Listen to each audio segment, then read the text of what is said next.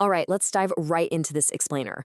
For the longest time, we've all pictured data centers in this very specific, kind of purely industrial way, right? Just these massive, square, concrete buildings packed with deafening fans and rows of blinking lights. But today, we're unpacking some truly fascinating analysis that completely shatters that old mental model. We're going to look at how modern AI factories have actually evolved. They're no longer these static warehouses. They become highly complex, deeply interdependent living organisms. I know it sounds like a wild, mind-bending premise, but stick with me here. Because by the end of this, I promise you, you're never going to look at these facilities the same way again. I mean, the contrast between the two is just incredible. Think about that outdated passive warehouse idea for a second. Power is way over here in this corner, cooling's over there, security's basically just a guard at the front door. They're completely independent systems just sort of sitting there in static racks. But the reality of an AI factory today, it's a living organism. In this completely new paradigm, these systems aren't just roommates sharing a building. They are deeply interdependent organs. They self-regulate. And this is the crucial part. Just like in a biological body, a failure in one organ doesn't just mean some localized glitch anymore. It can actually cause the entire system to collapse. So let's get into Act 1, the core anatomy, where we map out the 6 pillars as 6 organs. To really wrap our heads around this paradigm shift, we've got to aggressively pair cold, dry tech jargon with some visceral biological terms. Think of it like this. Compute, that's the brain. The network is the circulatory system. Power is the heart. Sustainability functions as the lungs. Security is the immune system. And governance, that's the conscious mind. So keep this mental map in your head as we go, because we're going to break down exactly why this isn't just some fun, creative metaphor, but literally how these modern systems behave. All right, let's build this out, starting right at the top with compute. As we said, compute is the brain. It's the cortex of the whole factory, built out of vast arrays of GPUs and exascale processors. But it doesn't just crunch numbers. If you think about actual cognition, parallelism gives it a sense of awareness, optimization gives it precision, and the underlying architecture is what breeds the intelligence. Because let's be honest, a brain that's just fast, that isn't intelligent, it's just loud. It's the structural organization that allows thought, or in our case, AI inference, to actually happen. Moving on down, we have the network, acting as the circulatory system. Those hundreds of miles of fiber and ultra-low latency interconnects, they're pumping data the exact same way your blood vessels pump oxygen. In this system, latency is time, bandwidth is oxygen, and the topology dictates the overall health of the entire organism. So think about it like this. A quick diagnostic question for you. What happens if a blocked artery starves a human heart? Right? The body seizes. Well, what happens if a saturated fiber link starves a massive AI model right in the middle of inference? The exact same thing. The organism pauses, it gasps, and it can potentially crash. These are absolutely not just passive pipes.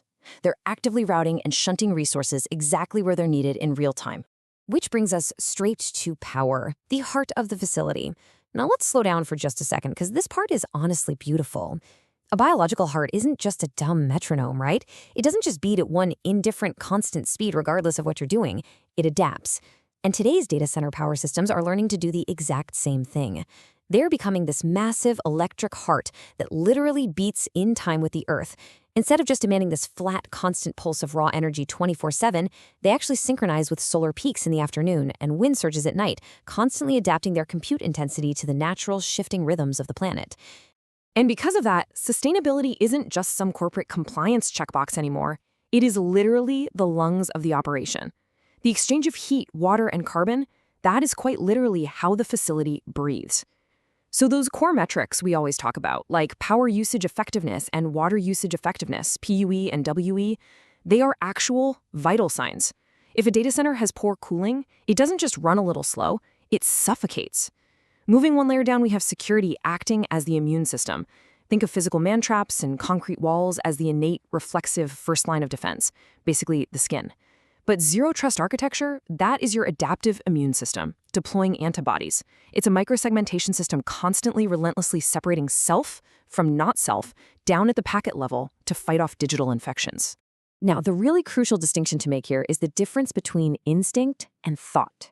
You've got the automated control plane, which acts as the autonomic nervous system. So if a server overheats or a sudden threat is detected, the system trips a breaker automatically. It's a spinal reflex, just like instantly jerking your hand away from a hot stove without even thinking about it. But then you have governance, which represents the conscious mind. This is the layer that encodes actual intent and ethics. It sits back and asks the slower, much harder, and infinitely more consequential question of what the system should be allowed to do in the first place. All right, let's move into Act 2, deep inside the facility. If you ever get the chance to actually walk the floor of one of these modern facilities, you are literally walking through a physical body. Step 1, you enter the power hall. This is the heart's actual chamber, where just massive raw voltage is received, stepped down, and actively pumped out through redundant arteries. Step 2, the compute pods. These are incredibly dense neuron clusters, and they're cooled by these intricate metabolic liquid loops. Step 3 is the network fabric. Think of these as synapses firing across highly complex, ultra-fast connections, often using what's called a dragonfly topology. And finally, Step 4, the command center. This is the forebrain. It's where human operators and AI co-pilots actually sit together, sharing the nervous system's proprioception, giving them complete situational awareness of the entire body. But here is where the biology gets a little weird. Take a look at this bizarre investment inversion. In a normal human body, your brain and your heart are generally going to outlast your surrounding environment. But in this digital organism, it's totally flipped. The concrete skeleton, the building shell, the raised floors, that's the cheap, highly durable structure that's easily going to sit there for decades. But the silicon organs inside, the cutting-edge GPUs and processors, those are wildly expensive, super fast-aging tissues that depreciate incredibly quickly. So, oddly enough, the skeleton outlives the organs. Okay, on to Act 3, completing the body, the missing systems. Because the biological metaphor goes even deeper. For instance, the organism actually has an endocrine system. Think about how hormones work in your own body, right? Things like cortisol or insulin, they don't trigger instant jerky reflexes. They issue slow chemical signals that softly bias your behavior over the course of hours. Well, power market orchestration works the exact same way. Step 1, the system monitors carbon intensity and grid pricing over minutes. Step 2, the orchestrator secretes, essentially, a slow signal across the facility. And Step 3, it uses that signal to bias the behavior of the whole organism, maybe deciding to hold off and execute those massive AI training runs later in the middle of the night when the local power is cheaper and greener. And just like it has hormones, it also has a full-blown digestive tract. Seriously, a data center doesn't just breathe, it eats. It continuously ingests massive pipelines of raw training data. Then it metabolizes that fuel, literally converting raw electricity and data into highly valuable AI inference. And finally, it excretes a byproduct, which in this case is waste heat. But here's the really amazing part. It exports that waste heat outward to warm local city libraries and community greenhouses.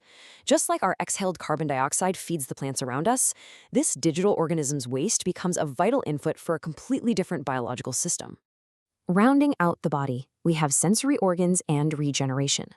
There's an incredibly dense mesh of IoT telemetry probes that acts as a sensory nervous system. This feeds a digital twin that functions almost exactly like a parietal cortex, constantly modeling the body's internal state. And hey, remember those wildly expensive, fast-aging silicon organs we talked about a minute ago? Well, they go through a 3 to 4 year refresh cycle. Ripping out and swapping those GPU pods is exactly like biological cell division. It's this constant, relentless replacement of old tissue that keeps the entire organism from just turning into a digital fossil. Which brings us to our final zoom out. Act 4, the metropolitan organism. The source analysis uses this really profound phrase that I absolutely love. It says the data center is an organ in the metropolitan body. Think about it. Once a facility becomes advanced enough to dynamically trade power, to export its excess heat, and to perfectly synchronize with the grid, it actually syncs up with the physical rhythms of the city itself. It literally feels the spike of school mornings, the quiet hum of hospital nights, the chaotic incoming storm seasons. It is no longer isolated, it is completely plugged into the human ecosystem. And in this final evolution, multiple AI factories tie together to form an even larger, citywide creature. The city's actual power grid becomes the true macro-circulatory system. The shared airshed and the local water table become a macro-respiratory system. And that compute-aware, carbon-aware network routing, that forms a vast nervous system spanning hundreds of miles. Because at the end of the day, an immune system that only protects a single cell does absolutely nothing for the whole body. These facilities have to work together symbiotically to keep the entire metropolitan organism alive and healthy.